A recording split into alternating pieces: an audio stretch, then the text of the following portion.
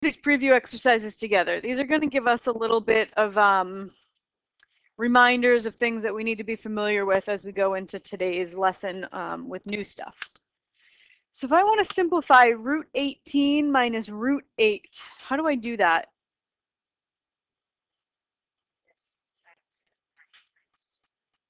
Yep, so 18 you're going to rewrite as 9 times 2.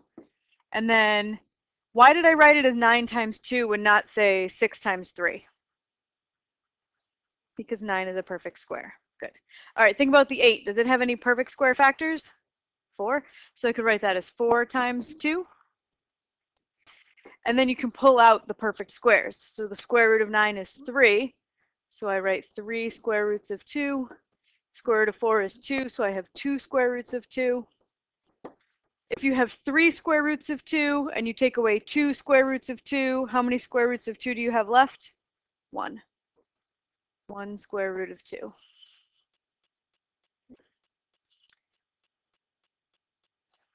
right, little review of factoring. 2x squared plus 7x minus 4. Okay, so there is a box method, right? And you might have learned it in a previous course. I tend to forget how to do the box method and just jump to trial and error. So I say, remember, factoring means rewriting that thing as a multiplication problem. That's what factoring means. So I want to write down a multiplication problem, something times something else. And it's going to be, I want it to be so that when I FOIL those two things together, or distribute, or lobster claw, whatever word you know, I'm going to get 2x squared plus 7x minus 4. So the only way I can get 2x squared is with a 2x and an x, right? Because the only factors of 2 are 2 and 1. It's got to be 2x and x. So that's when I do my firsts. 2x times x will give me the 2x squared. The outer and the inner is a bit of a mystery for the moment, but I need my lasts, right? I need these two to multiply together to give me what? -4, right? So I have a couple of options. I could do 4 and 1, or I could do 2 and 2, right? Because those are the two ways that I can make 4. And it needs to be -4, so I have to have a negative and a positive. 1 negative, 1 positive. So let's just see what happens if I do 4 and 1. So I would get, my outer would be 2x and my inner would be 4x, which does not give me 7x, right? So that one's wrong. Undo, undo. All right, so what if I did 4 here and 1 here? Then I would get 4x and 8x and 1x. Can I combine those in any way to make a 7x? I could subtract them, right? So if the 8x were positive and the x were negative, then they would combine to make 7x. And then when you do the lasts, -1 times 4 gives -4.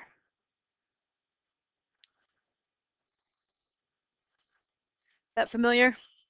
If you remember the box method, that like where you can figure out exactly what numbers to put where using this like algorithmic procedure, go ahead and do it. I can never remember how it works, even though I teach it in another class. I have to remind myself every semester. So I always just go with trial and error, but use whatever method works for you. Okay, and then this formula here should look familiar. What is that thing? It's the quadratic formula. I want to evaluate it for when a is 2, b is 9, and c is -5. So I'm just plugging some numbers in here. So -b, or the opposite of b, is a good way to read that. So if b is 9, the opposite of b is -9, plus or minus the square root of b squared. So I've got 9 squared, minus 4 times a, which is 2, times c, which is -5. All over 2 times a, which is 2. All right, so I like to just do like only a few steps at a time. -9 plus or minus the square root. What is 9 squared? 81. And then I have -4 times 2 times -5. What does that multiply to? positive 40. So I write plus 40 there, all over 4. I'm going to come over here to finish. 81 plus 40, that's 121. So I have negative 9 plus or minus the square root of 121 all over 4. What's the square root of 121? 11. Negative 9 plus or minus 11 all over 4. Then you have to do the plus and the minus as two separate problems. Negative 9 plus 11 is 2. Divided by 4 is 1/2. And then do the minus. Negative 9 minus 11 is negative 20. Divided by 4 is negative 5.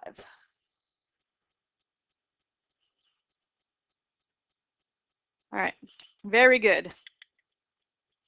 So you might have guessed from numbers 2 and 3 here that we're going to be dealing with quadratics today. Factoring, quadratic formula, you would have guessed right. Okay, so to start out, something brand new, complex numbers. The definition is the square root of a negative number. We call that thing imaginary. Okay? Square root of a negative number. The letter I is the symbol we use to denote the square root of negative 1. So the square root of negative 1 is I.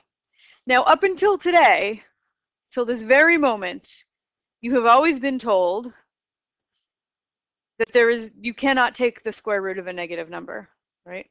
There is no number that you can square and get a negative. There is no real number that you can square and get a negative. We're going to expand our list of possible numbers beyond the real numbers. So we call them imaginary. Sounds a little crazy, but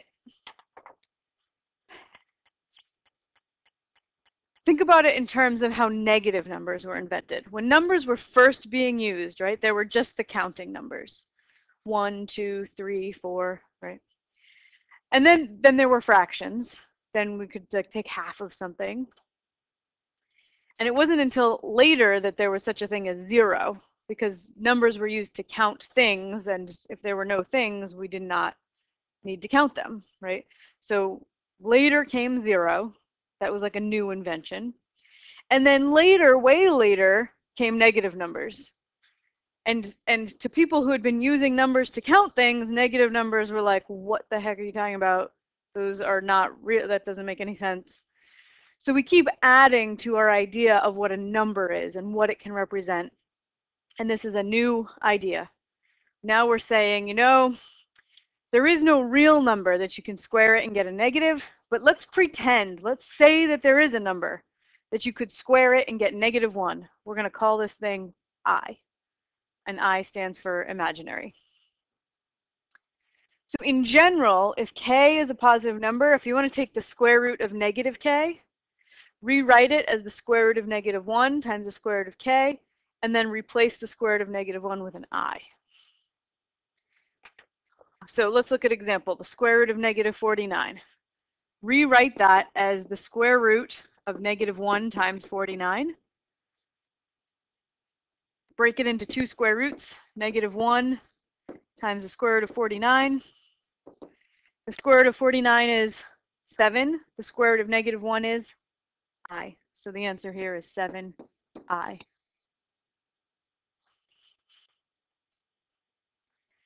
Square root of negative 8, we'll write that as the square root of negative 1 times 8. Square root of negative 1 is I. What's the square root of 8? What's the square root of 8? Can you simplify it at all? Get 4 times 2, so it would get simplified to 2 root 2. Times there. I times 2 root 2. And then I squared, let's think about that. If you take the square root of negative 1 and square it, I'm just replacing I with its definition, square root of negative 1. What do you get when you square root something and then square it? The something, yeah, square rooting and squaring undo each other, so that turns out to be negative 1. Square root of I squared is negative 1. All right, if a radicand is negative, that means if the thing under a radical sign is negative, first write everything in terms of I before doing any operations. So for example, I have radical negative 20 times radical negative 5. I should take out any i's I can before doing the multiplication. So square root negative 20 times square root negative 5. Well, square root negative 20, that's going to be I square roots of 20. And square root of negative 5, that's I times the square root of 5. I times I is I squared. What's square root 20 times square root 5? Square root of 100. Yep. And then what's I squared? Negative 1. And square root of 100 is 10. Negative 1 times 10 is negative 10. So pull any i's out that you can before you start doing arithmetic.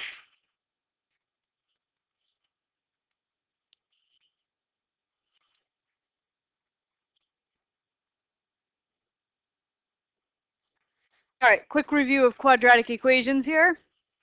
Remember, linear equations, we also call them first degree equations because the exponent on x is always a 1. Okay? So that's why they're called first degree, because the exponent's a 1. They're also called linear. Quadratic equations, we also call them second degree equations, have an exponent of x, the highest one being 2. A general quadratic equation looks like ax squared plus bx plus c equals 0. A, b, and c are real numbers. We're already familiar with techniques used to solve linear equations. We're going to remind ourselves of some techniques that you can use to solve quadratic equations. So the first technique for solving quadratics is used when the equation looks like some stuff squared equals a number. Right?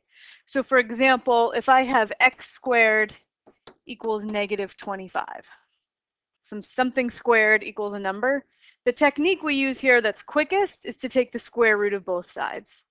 Right? If you want to get x by itself, you just square root, square root of x squared x. This is going to be plus or minus, what's the square root of negative 25? 5i. 5i, yep. So that would be 5i. Because the negative, the square root of a negative becomes the I, square root of 25 is 5. So x is plus or minus 5i would be the solution to that equation.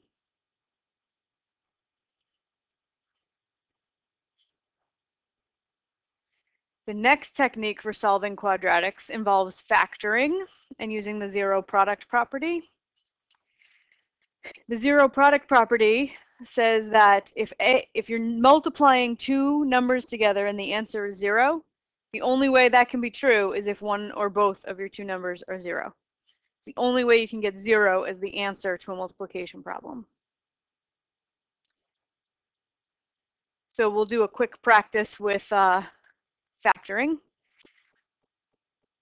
X squared plus 11x is negative 24. The only reason factoring is helpful is if one side of the equation is 0. Right? So what's the first thing I want to do here? Add 24. So I have x squared plus 11x plus 24 equals 0. I want to factor this. Anybody have the factoring? X plus 3, x plus 8. When the coefficient on x squared is a 1, you can really quickly ask yourself, are there any numbers that multiply to 24 and add to 11? Right? So that's sort of a quick way to do it, but it only works when the coefficient on x squared is a 1. So those multiply to be 0, which means that either x plus 3 is 0 or x plus 8 is 0. Right? That's the zero product property.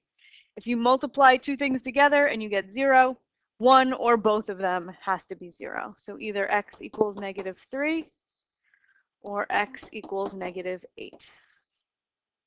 Those are our two solutions.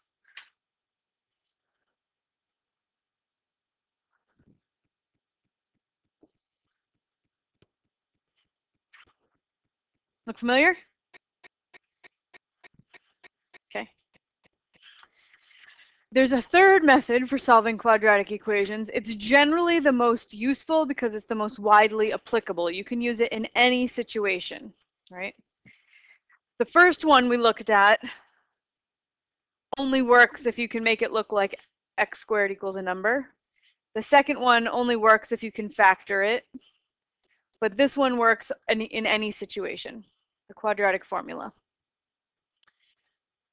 All right, so I want to solve this equation with the quadratic formula. So first we should identify a, b, and c. So a is always the coefficient on x squared. What is that in this case? 1. B is the coefficient on x. What is that? -6. And c is the constant, -7. Then we'll just plug into the quadratic formula. X equals the opposite of b. So if b is -6, what's the opposite of b? 6. So we're going to have 6 plus or minus the square root of b squared. What is -6 squared? 36. Because -6 squared is -6 times -6, which is positive 36. Plus or minus 4 times a, which is 1, times c, which is -7, all over 2 times 1. All right, so this is 6 plus or minus the square root of, oh, sorry, that's not plus or minus there. It's just a minus. 36 minus 4ac. All right, -4 times 1 times -7 comes out to positive 28 all over 2.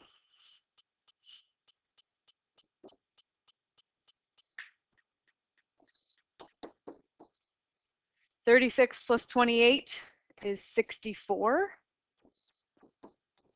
all over 2. So that's 6 plus or minus 8 over 2. 6 plus 8 is 14, divided by 2 is 7.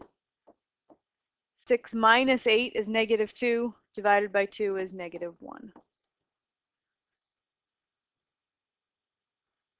So you might have looked at this at the very beginning and noticed that it would factor. But just in case you didn't notice it, you can use a quadratic formula and you'll get the same answer.